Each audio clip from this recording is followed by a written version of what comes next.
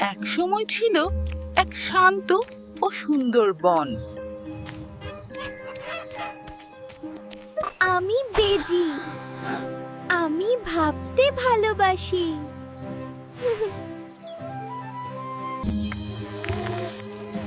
এই বনে আমার কথা সবাই শুনবে। সবাইকে আমার নিয়ম মানতে হবে। ঠিক আছে, আমি একটা বুদ্ধি খুঁজি।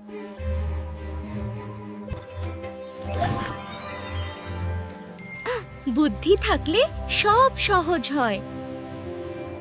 সাপ দাদা, একটা মজার খেলা খেলবেন? খেলা? ঠিক আছে। দেখুন, আপনি এখন আর নড়তে পারছেন না। ওহ, আমি ভুল করেছি। আমি দুঃখিত, আমি আর এমন করব না। ভালো ব্যবহারই আসল শক্তি। বুদ্ধি শক্তির চেয়ে বড়।